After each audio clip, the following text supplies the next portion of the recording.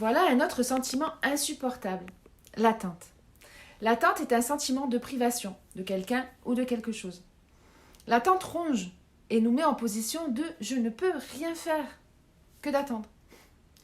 Lorsque tu te mets en position d'attente sur les choses ou les situations, tu cours le risque d'être frustré. Bonjour, je suis Lily, votre coach holistique. J'aide les êtres en mal-être. Je soigne vos mots avec mes mots pour vous accompagner dans votre ouverture de conscience. Je vous invite à vous abonner, à liker, à laisser un commentaire. C'est la meilleure des récompenses. Aujourd'hui, nous allons voir comment prendre de la hauteur face à l'attente. L'attente peut devenir insupportable lorsqu'on se concentre dessus. Lorsqu'on nourrit l'attente, le temps devient plus long. Et les peurs, le stress montent. Et on se fait des projections irréelles, des millions de projections. Et ensuite, la colère, la tristesse arrive. Jusqu'à ce qu'on devienne fou. Pour s'apercevoir ensuite que toutes ces projections étaient complètement fausses. Et que la réalité est bien tout autre. Si tu n'arrives pas à maîtriser tes émotions, tu vas nourrir tes peurs jusqu'à en être terrifié. Et tu peux aller jusqu'à te créer des psychoses tout seul. C'est à toi de sécuriser l'enfant intérieur qui fait remonter tous ces chocs d'enfance. Et oui, un choc de 3 minutes vécu pendant l'enfance peut vous bloquer toute une vie. Ni l'autre ni l'extérieur ne peut faire le travail à ta place. Tu es ton propre sauveur. Tu ne sais pas quoi faire. Il n'y a rien à faire. Tu es pieds et poings liés.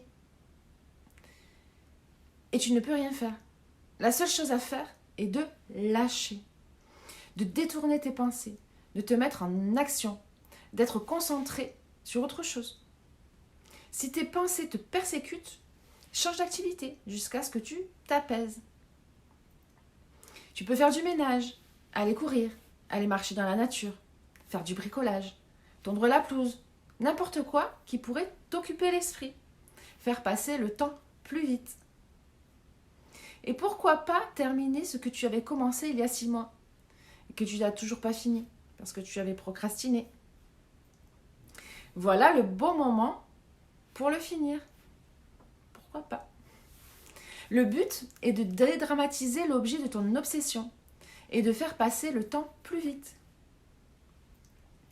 Ça te permettra de ne pas être dans la précipitation et de laisser le temps au temps.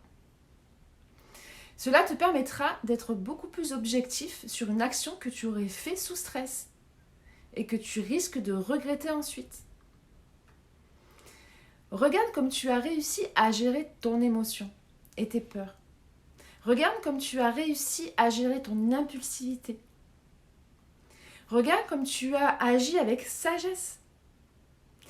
Regarde comme tu as moins de rides. Parce que l'état émotionnel intérieur se voit sur ton extérieur. Eh oui. Apprends à transcender cet état d'attente immédiate en positivité. Et toi, comment gères-tu tes attentes? Vous pouvez les écrire en commentaire, je vous répondrai. Vous avez aimé cette vidéo? Je vous invite à vous abonner, à liker, à laisser un commentaire. C'est la meilleure des récompenses. Aidez-moi à faire vivre la chaîne parce que c'est pour vous. Merci de m'avoir écouté. You, rien que pour vous.